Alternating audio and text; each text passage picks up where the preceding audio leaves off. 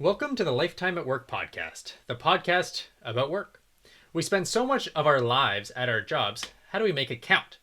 If you feel stuck at your job, or you're curious about other people and their careers, or maybe you dream about working for yourself and owning your own business one day, like I did, this is the podcast for you. My name is Greg Martin, and I'm a longtime M&A investment banker. I own my own business today, and I'm obsessed with people and their businesses and business strategy as well. I'm just like that. Every week, I talk to guests from the business world about the happiness and meaning they get from their jobs. The goal is to help you build more meaning, more purpose, and more fulfillment into your work. So let's hear that intro music and get going.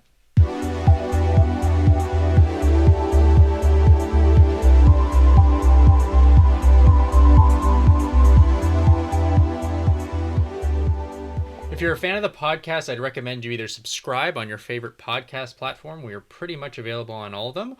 Or visit lifetimeatwork.com, and there you can subscribe to the email list and follow the podcast really well. I'm also going to introduce a sponsor this week. Not that I am being paid anything for it, but I do own a prepared meals company, and someone mentioned that I might as well plug it if I have the opportunity. So if you're tired of cooking 3 meals a day, I love food and I can't manage cooking 3 meals a day. Visit our website, farmer.ca, F-A-R-M-R. There's no E in that, farmer.ca. You'll be able to keep track of what we're up to. Right now, we have 4 meals and we're selling them in a number of grocery stores, and you can get delivered pretty much next day anywhere in the GTA. And we're looking to expand both our number of products that we're selling as well as the grocery stores and the retailers that we're available in. So if you go to farmer.ca, you can kind of keep track of us from there. But they're great meals. Stick them in the freezer. Bring them out when you need to. They're all made from scratch by chefs, the restaurant chefs that used to work in the restaurant. So they're really fantastic, and we're working on a bunch of other new really cool things as well.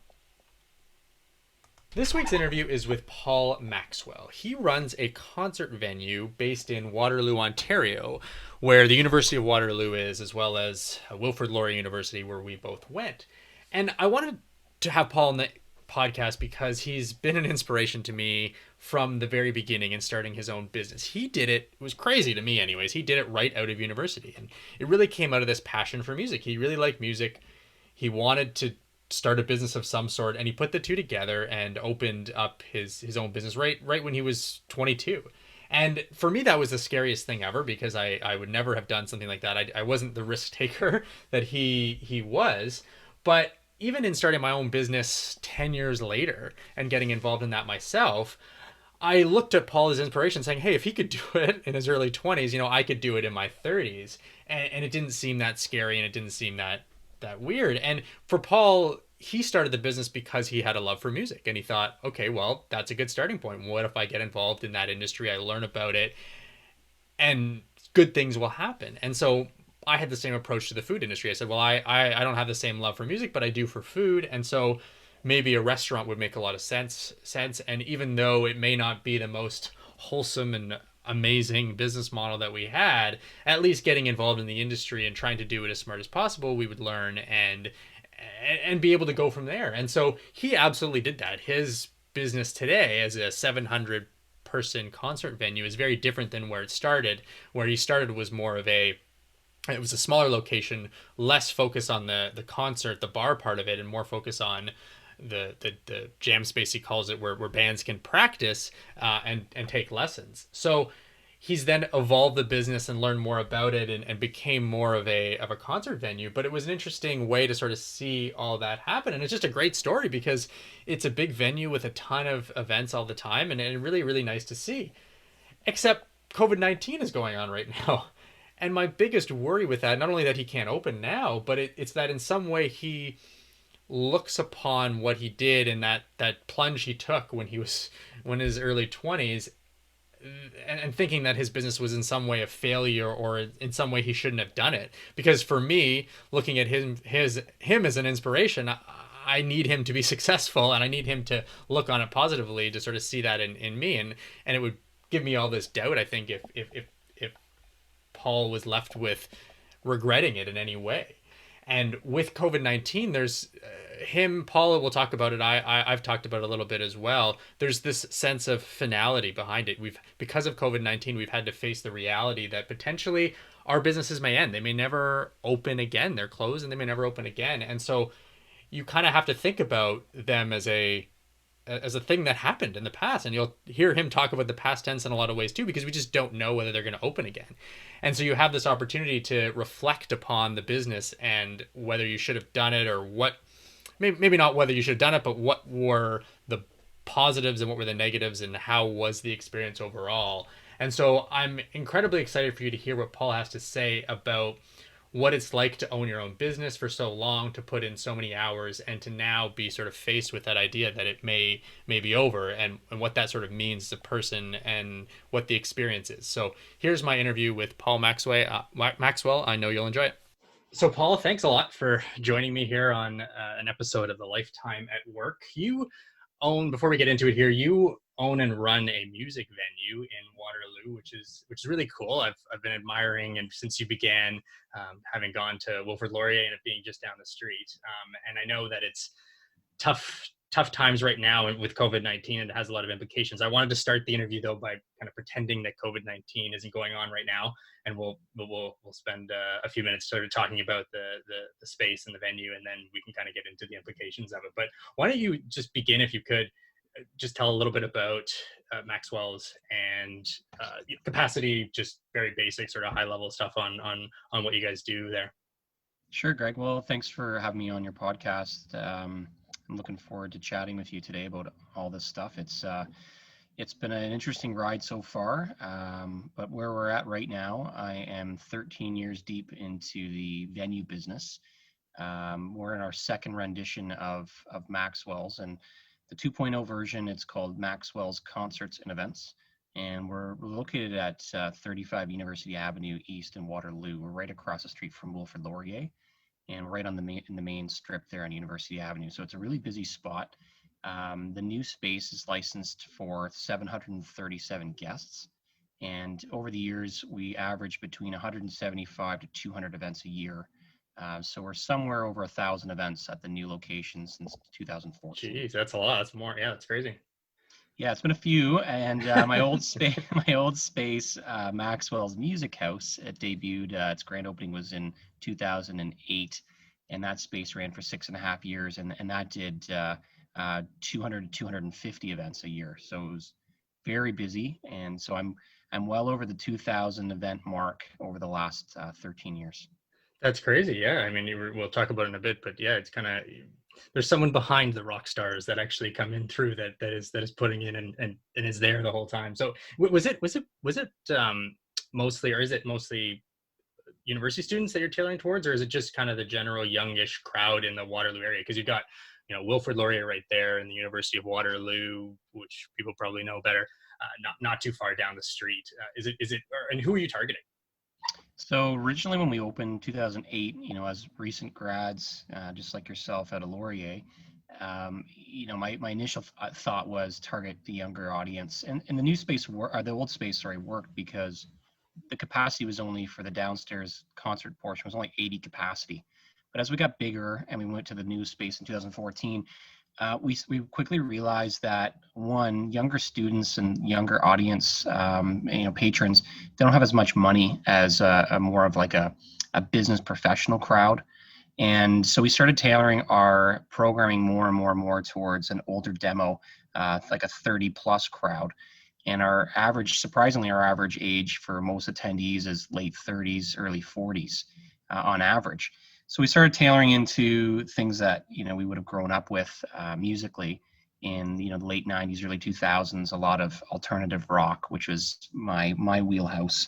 So bands, Canadian namesakes like the Tea Party, Matthew Good Band, Big Wreck, Big Sugar, all those types of bands that were very dominant in the charts in the late 90s, early 2000s. So we started tailoring the programming towards an older demo, and it worked really well because that group started to have more money. So that's right. The transition we made. Yeah exactly. And what was cool about the space too was your first space I didn't know too well, but the second one was, or the current one it was an old pool hall, which when I started first year university, and I think you and I played a few times, was a Dooley's location that you ended up sort of taking over, and it was a large space with a lot of pool tables, and it was anyways nostalgic for me to think about that and the place, which is really really cool. So Yeah, we took it from a pool hall. It was almost 10,000 square feet, so the building's almost very square in shape, about 100 by 100, and we had to gut it completely. Rip right. the carpet in there, and we had to rip it all out, and we had to rip out all sorts of sections of drywall due to mold issues. We had to rip out all of the washrooms, and we installed actually 31 toilets in the building, which was a massive undertaking. Jeez. Yeah. So that was quite a change when you're going from a pool hall to a concert club where we're tripling the capacity because we don't have these big honking pool tables in the middle of the room. It's more of a standing room space.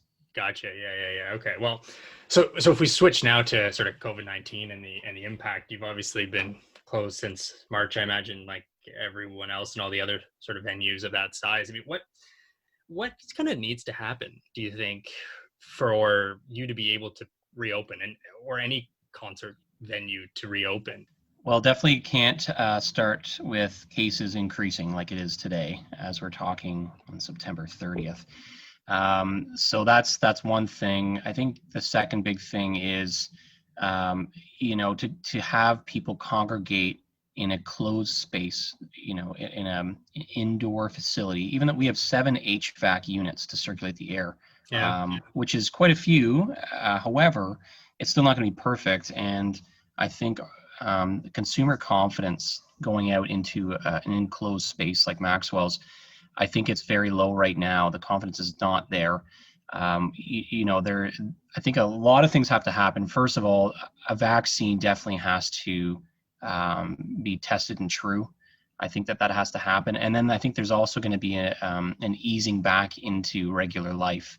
So I think you're going to see restrictions. Personally, my belief is I think we'll have the vaccine sometime Q1 or Q2 of 2021.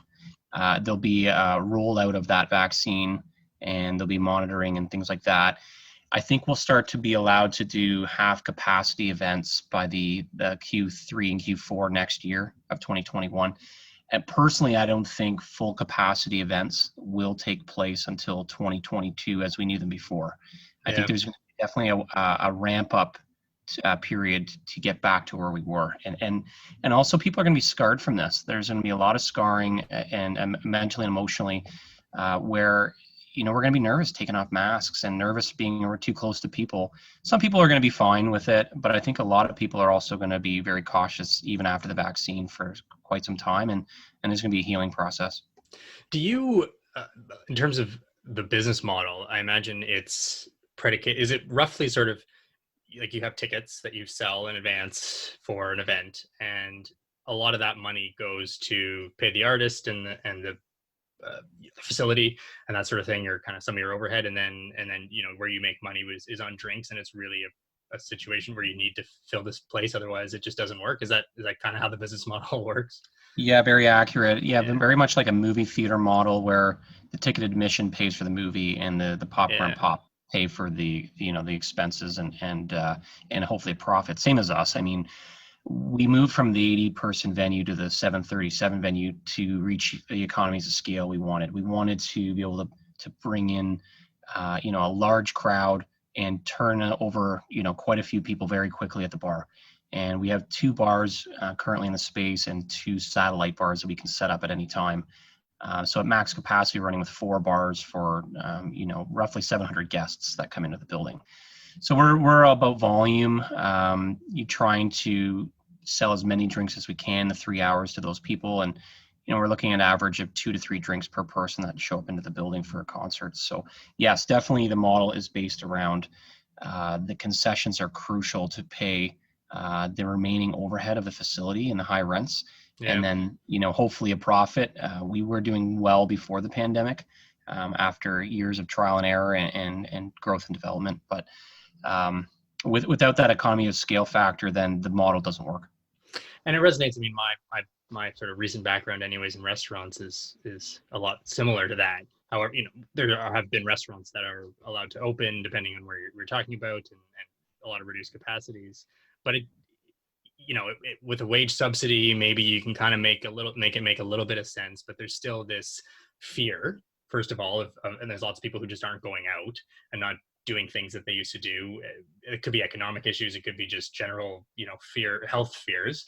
But then you also just have these situations where how do you don't really make money. The whole business model was predicated on having a certain capacity. You made money as a restaurant when you filled the place, and it was fill every day, and that's how they were built, and that's what the rents are based on, and that's how the whole model sort of works. And when you say, okay, you can only have 25%, or you can only have 50, and on top of that, you have to do all these extra things related to cleaning and related to tracing, and it makes it that much harder. And I'm in a similar situation, looking at from the restaurant business, saying, hey, what confidence do we ever have? Can we even have that this is going to sort of turn around and be something? And it's just a lot of unknowns, I think. So I think I really resonate with what you're saying. Do you know what like musicians and artists are doing now? Because they obviously made their living really on coming to venues like yours. Are they being able to make money in any way? So an interesting thing that I do on the side, I actually operate a rehearsal factory. So it's a 15-room space where bands practice. They have 24/7 access to their own room. They rent Oh, it by the nice. month. It's Yeah. like an apartment model, but it's actually in the old LCBO basement when it used to be on Urban Pepler, in the late 2000s, early 2000s, sorry, when it closed. And so that space is surprisingly still full. We're at full capacity.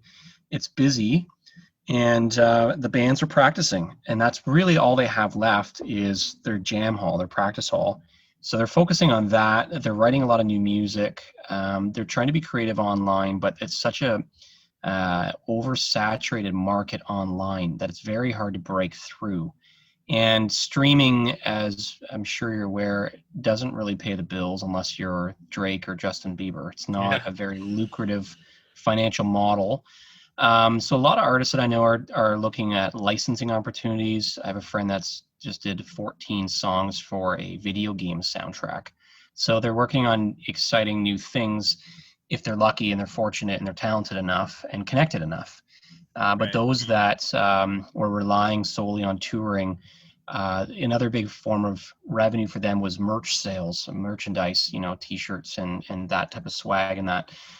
So a lot of those things are slowing right down, if not come to a standstill. So financially, it is extremely rough on the touring artist. And you'll even find a lot of the major headlining artists, a lot of their band members are really struggling.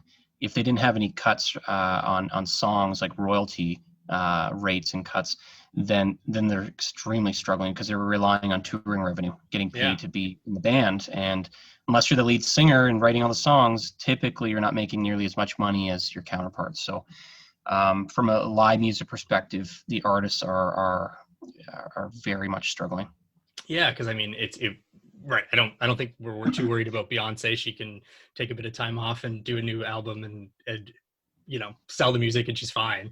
I'm actually glad to hear that that you're full and that it's still going on, because I was sort of contemplating a little bit of what this means. What does it mean to all of a sudden turn off, like, for our society, to sort of all of a sudden turn off this connection with music? I mean, sure, you still hear the jingles, and like you said, through the video games, and we have so much music through Spotify, and we have access to it. But there's something about, I think, the concert. I don't know if you could comment on sort of what it means to us as a society, but you can turn those things off. You can basically say, fine, I'm not going to go to a concert for a year, 2 years, 3 years, 4 years, and sort of stop listening to music or stop interacting with music in the same way. But do you think it means anything for our society in terms of, and our culture and that sort of things, where we're saying, okay, we're just going to be at home listening to Beyonce? I don't know. Yeah, I think what is the purpose behind music is an important question. What is the purpose behind Yeah. attending a live music event? And for me, and I think for most people, if they really think about it, it's an escape from reality. They want to be immersed into a music, a particular genre, band, artist. They want to be immersed into that and forget what's going on. They want to be completely present in the moment. Yeah, sure, cell phones may take away from that a bit in the modern age with people filming everything and having their phones up. But I think for most people, they really want to be there in the moment. And until we can really truly be there again, without worrying about having a science lab in the building, having plexiglass and masks and Yeah. sanitizer and all these things. I don't think that the experience is truly going to come back until that science part of it goes away. And for me, it's I want to be immersed. I want to be completely there. So I think that's what we're really missing, is that escape. And I think that people are going to crave that at one point. They're going to really want it.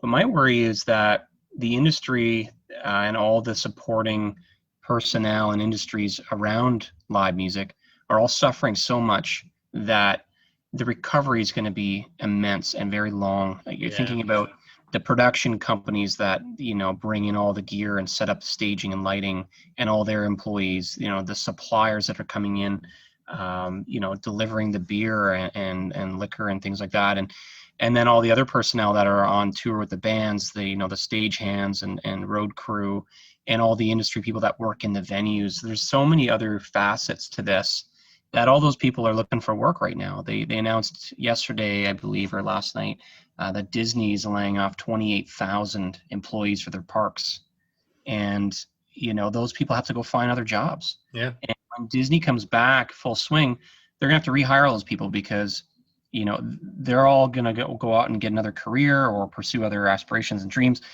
and it's gonna be tough to put the pieces back together. So to answer your question, really, what are we missing, and what's going on here with the appetite for live music and what that's going to look like? I think that the appetite is going to be there heavily, and especially in a couple of years when things are really calmed down. But that's what we're missing. We're missing the immersion into an experience. Yeah, and I thought of the question, but I hadn't thought of the answer until you started to say it. But as soon as you sort of said escape, I kind of brought myself back to, music is an escape. I sort of brought myself back to, kind of high school or maybe even university, where I would listen to something in particular and I would just think that no one else did. It's this music that you found that you didn't, maybe your friends didn't like, or they were into hip hop and if I was into rock or anyways, not getting into my music preferences right now, but and you would go to a concert and you maybe found someone that wanted to go or went by yourself or did something. And at that concert were all these other people that also knew all the songs and knew all the lyrics and were as just as into it as you. And I think you feel that much less sort of alone, and you can connect with those people. So Yeah, it's like a religious experience for a lot of people. yeah. Just being in, like, everybody's drank the same Kool-Aid. Everybody's there because they have typically, almost an obsession with what's going on. If you're spending large money to go to a concert, especially like in a mid-size room, 1,000, 2,000 capacity, I find that those are the most genuine shows, because you're not at a stadium level where you're just going because it's the thing to do. You're going because you really appreciate and respect the people that are on stage. And I think Yeah. that's, so definitely a religious experience as well. Yeah, absolutely. I totally agree. I've struggled to have really good experiences at the giant stadiums, or I've been, at Rogers Center, Skydome, whatever they call it these days. With 40,000 people, and it's just not the same. It's totally different experience than Accessibility factor, right? Yeah, like it's totally different. So Mhm. okay, so I wanted to sort of take you back then. This is podcast a little bit about work and business, and I wanted to sort of take you back to the decision you made back in university, because I remember meeting you. I think probably it was third year that we met at university, and Mhm. naturally in business school, everyone is asking each other, "What are you going to do after? Do you have plans?" And my answer would be something like, "I don't know, finance, accounting, something. Really, whoever hires me, I'll go and work. I don't know." And I remember asking you, and then you came up with this whole plan. You had this whole plan for a business that you were going to run, and you had all the ideas. I think you had the name. I think you had everything. And immediately I was jealous, because I come from a long line of entrepreneur, like my dad, my uncles, all these people that I've been around. They've owned their own businesses. It's been just a thing to do, and I'd always wanted that, but I was terrified of ever doing that. I had no ideas. I wasn't sort of passionate about anything enough to do it. And here you were with this idea to you love music, which I didn't know when I first met you, and said, actually, I love music for these reasons, and I'm going to do this. And I said, the one thing that made me feel kind of good though was I said, he has lots of ideas, but there's no way he's actually going to do it. And then you did it, and you were still doing it 13 years later, which is really cool. So I'm just sort of curious as to why you felt like you needed to do that, or why that was a thing that you would do. Why weren't you scared? Was it just a confidence thing? How did you know that you could do that, kind of coming right out of university, and sort of put together what you needed to actually start a business? And because I just felt like I didn't know anything. I just felt like I had no idea how to run a business. I still struggle with that even now. So I'm curious about that. Well, ignorance is definitely bliss. Yeah. So not knowing what you're setting yourself up for is probably important. Before you jump in the lake, not knowing how cold it really is. I don't like to feel it first. Yeah.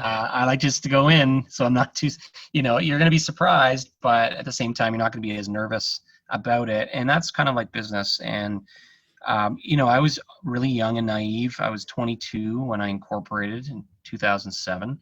And I wasn't really sure about what was going to happen. And I had the tools, I had the business training at school, I had some contacts, but really it was going to be a lot of trial by error, and I did a lot of that. I did a lot of learning, and what could I take away from each experience that didn't go as well as I hoped. And more for me, it was about creating a lifestyle business. I didn't want to work. I started thinking about jobs that I wanted in marketing, and I was looking at going to work for Pepsi or Molson's and the big companies. And I had a couple of preliminary interviews that, my grades weren't stellar. I was middle of the road in terms of my BBA degree, business degree. And, I wasn't really standing out that way.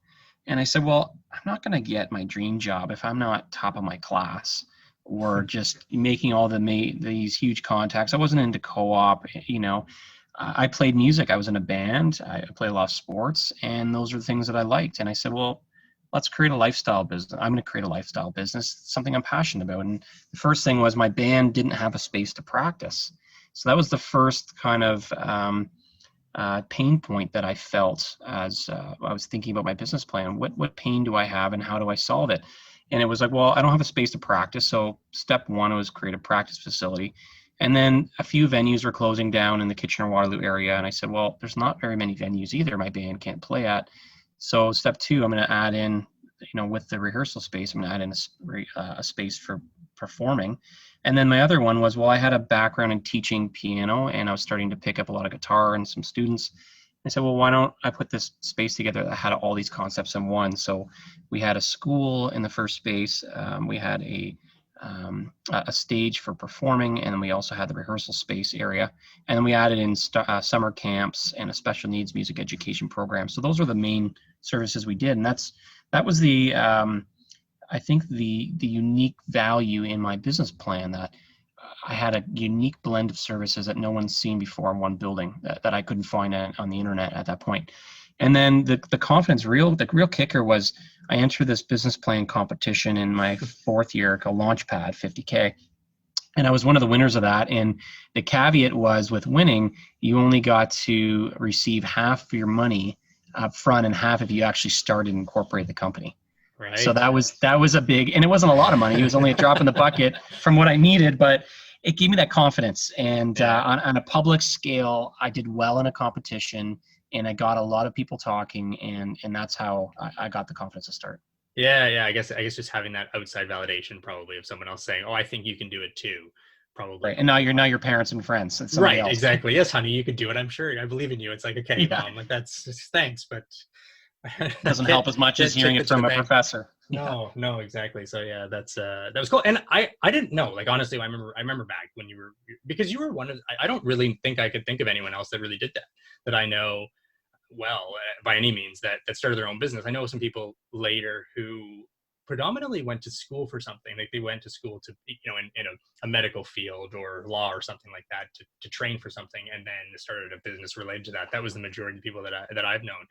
a lot less of, hey, I'm just going to come up with an idea and start it. I think though that since then that has become a lot more common where people are, but it's usually an online business, right? It's usually something that you can do from home with a lot less, initial overhead or using a skill. So, I didn't that, the Silicon Valley and all that, like, Facebook was relatively new back then. Like it wasn't sort of top of mind, I don't think, for me. And so it was really cool, I think, from then to see you. And I think I had still thought about that, 11, well, I guess maybe I was 7 or 8 or 9 years later when I finally took the plunge and decided to invest sort of in something that I could sort of call my own business in some way.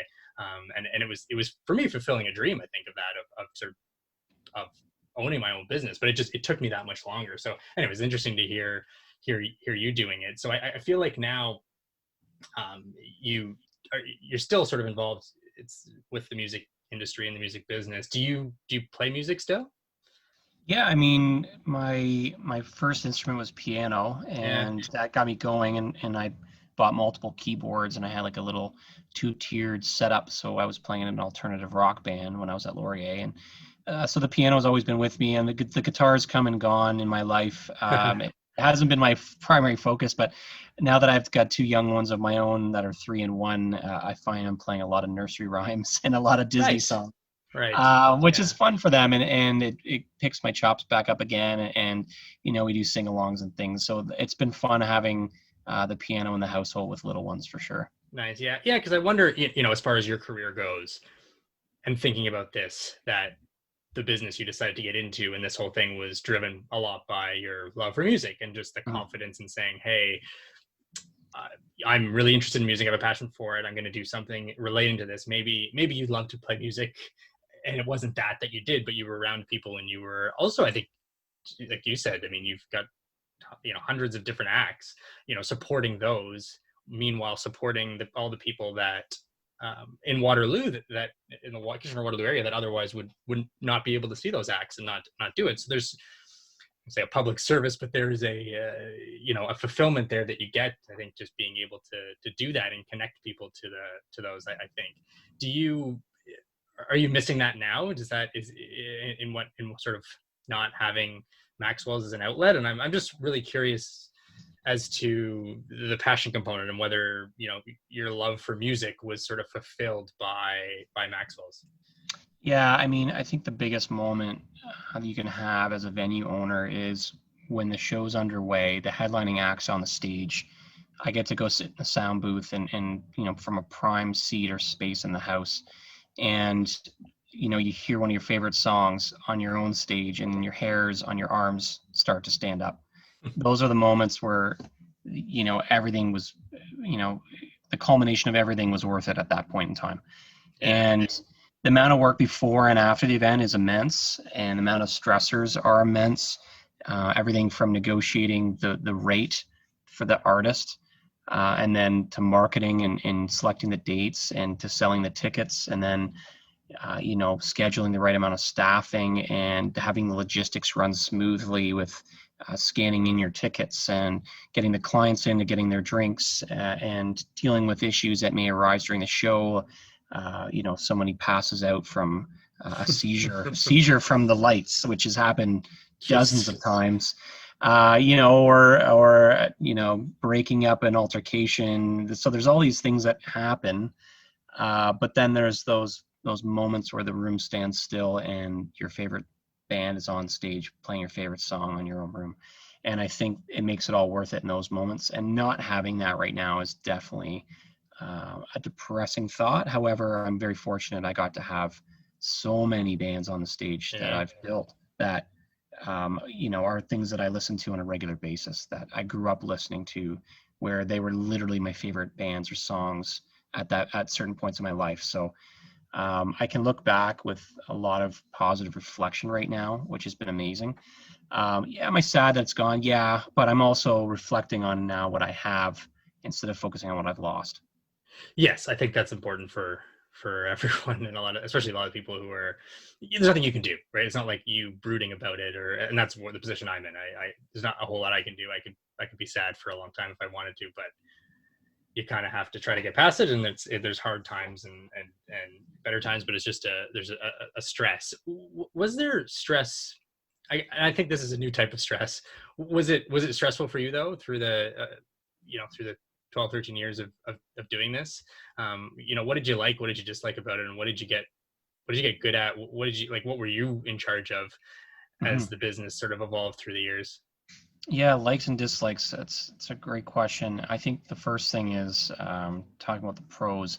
Obviously, setting up your life for something that you're passionate about is the biggest pro, and creating your own schedule and timeline on how you want to do things. And I'm not very much a morning person, so That works. concert That life, works. your Yeah. concert life works great. Yeah, I like rolling out of bed a little later and staying up a little later and socializing. So those things for me were a huge plus. Obviously, selecting my own content was amazing.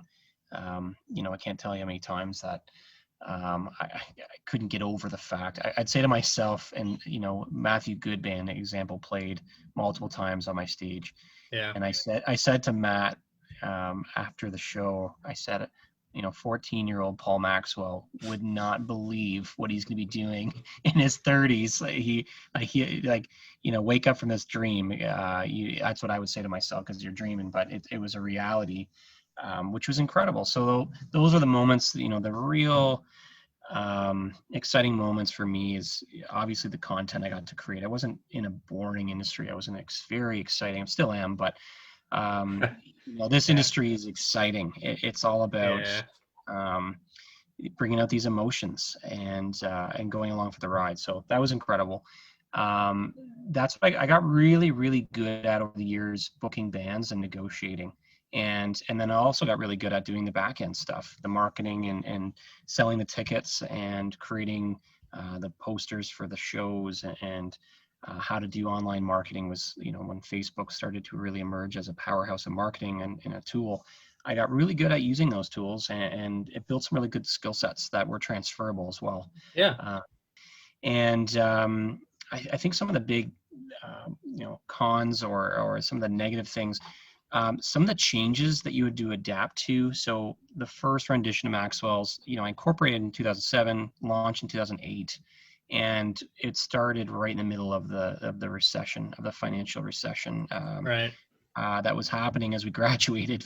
Yeah, we all went Ironically, through that with jobs, yeah, as well. It was all of us sort of starting graduating 2007, and that's what we that's what we got when we yeah, when we when we left. So yeah. it was a really hard transition for us, Yeah. and we didn't really know any better. And one of the big things that happened is my landlord increased the maintenance fees on the property, and it increased my rent almost 20% overnight. And it Right. was something that I didn't anticipate. So those were I've had hurdles like that in my career where you have to adapt to something really negative, and you have to make more sacrifices and work harder and come up with more ideas, and which helped me persevere. So I mean, now with that happening early on in my career, it set myself up to learn how to pivot, to learn how to adapt and be persevere and to persevere throughout all of it. So um, the struggles are the lows are really low being an entrepreneur, as you can attest to, I'm sure. It's a really winding up and down, left and right roller coaster. It's all over the place, and some days you're going to feel like you're going down a part of the ride that's exciting, and the other times you feel like you want to vomit because Yeah. I think you wear everything as an entrepreneur. You wear it all. You paint your stripes on your arms. You start to build up a tolerance, but then there's things that happen that you can't control and are tough. Somebody says something negative online about you, and you read it as your company, and you're really the company, and you take it very personally. So those are the moments that I didn't like, where I'm having to deal with complaints that aren't my fault, situations that take place that someone hurts themselves or something that happens at the facility. Those are the stressful times, and they're really hard. And I wear a lot of that when I get home. So I think that's the hard part about what I've done is I'm very emotionally engaged in my business, so it turns into something positive, but also something really negative, because I'm constantly thinking about these things.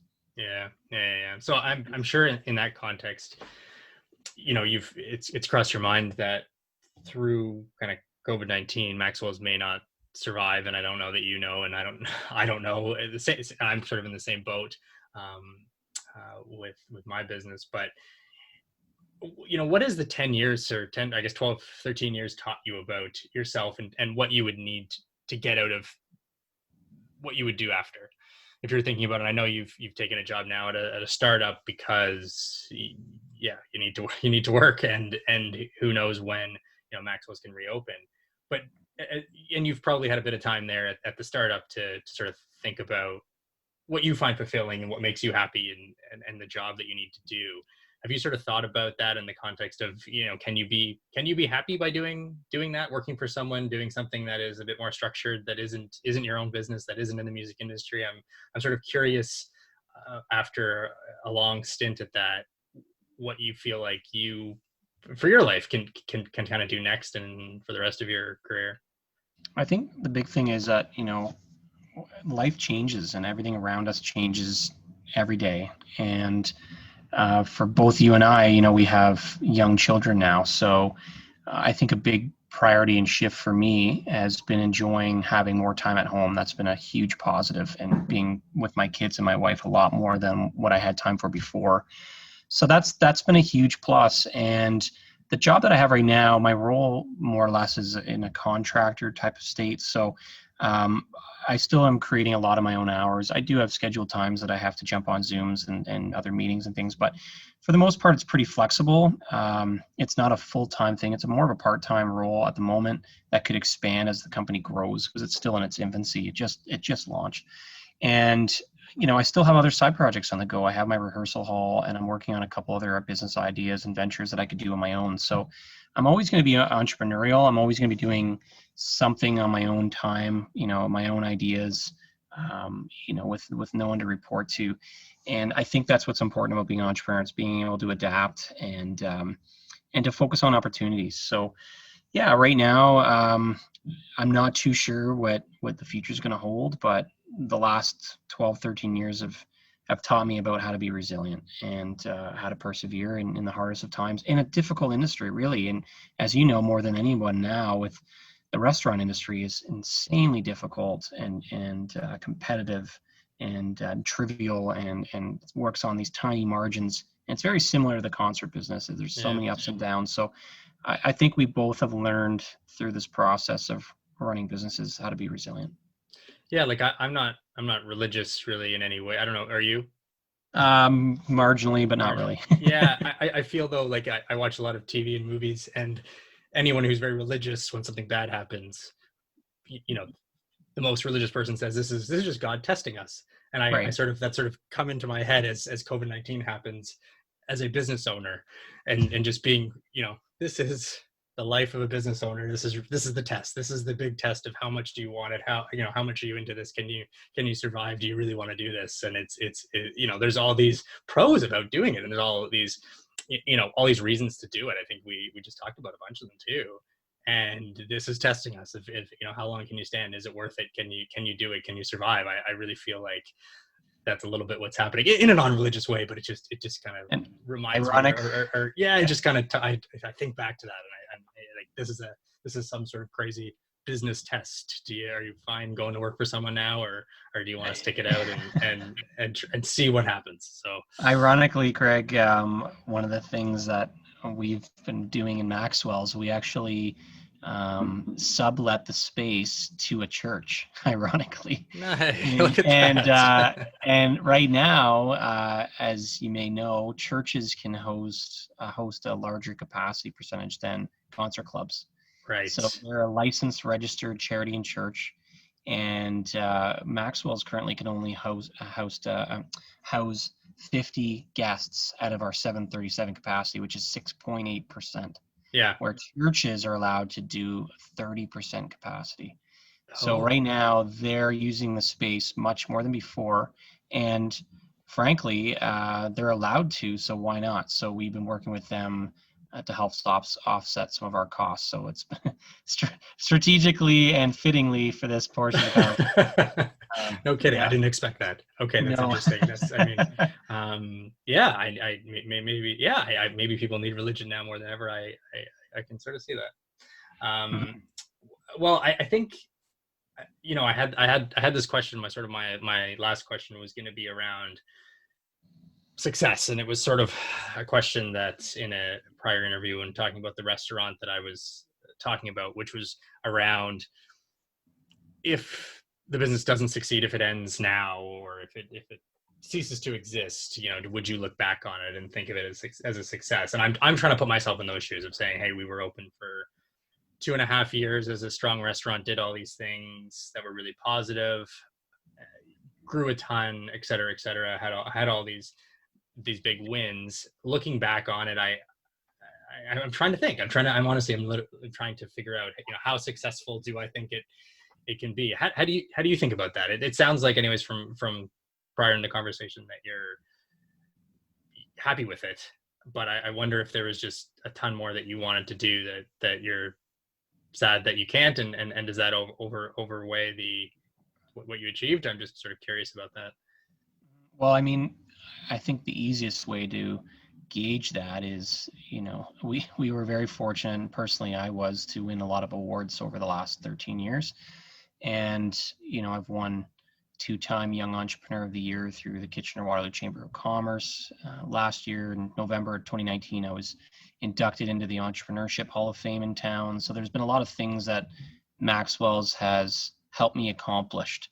And looking back, there's, a whole display cabinet full of awards and trophies that I've received in entrepreneurship, which certainly identifies success, which is great. So I can look back and see something every day when I'm watching TV or, hanging out in the living room. I can reflect on those successors, which is great. Successes, sorry. And, so that's one way to look at it. The other way too is financially, we've had a roller coaster. In the last couple of years, we were doing really well. Finally, it took a long time to understand how to be profitable in that industry, and we did. And we paid back a lot of debts, a lot of loans, and paid off a lot of assets. And so that's another measure of success. That financially, we were doing well when the pandemic hit, which is great for us. I mean, it shows that I could do it. Yeah. So I think two ways, yeah. And then the third thing is, looking back on success, is I got to do what so many others wish they could have, and that's be in an industry that they're passionate about, and get to bring people together and create experiences for tens of thousands of other people, and doing something extremely fun. So I think all those are what the ways that I can measure the success. So I definitely look back and say, as my friend formerly in Blue Rodeo told me recently, a couple weeks ago, he said to me when we were out for coffee, that you could put a nice little bow on it and put it on the shelf because you did a great job. Well, Paul, even though there was sort of this morose overhang, I think, to this conversation, I think it actually made me feel a little bit better. So I'm super hopeful that you can work something out, and I think having talked to you, I think that no matter what happens with the music industry and all that, I know that you're going to be doing something good for the business world and for music going forward. And so I'm happy about that, and happy to hear at the very least. So I really appreciate you being a guest on the podcast, and wish you the best going forward as well. Thanks, Craig. It's a lot of fun. Have a great day. Thanks, you too.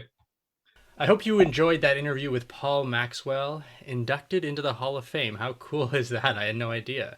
I think no matter what, Paul is going to use his expertise and what he knows to follow his passion, and I think also probably help people, which is also an inspiration to me. So I think the moral of what I really take away from Paul and his experiences running Maxwell's for all those years is you got to get the train going, you got to get the bus going in a certain direction, and it's hard to really predict where it's going to go, but hopefully if you are a decent driver and follow what you need to do for yourself at the time, that you'll end up in somewhere great. So for that, I will end this podcast. I really would appreciate a review on any of the platforms: Apple Podcasts, Google Podcasts, Stitcher. Any of those ones are great. I only had one review based on the first couple episodes, so I really would love it to have two. If you can find it in your heart to be that number 2, that would be fantastic, and I would be eternally grateful.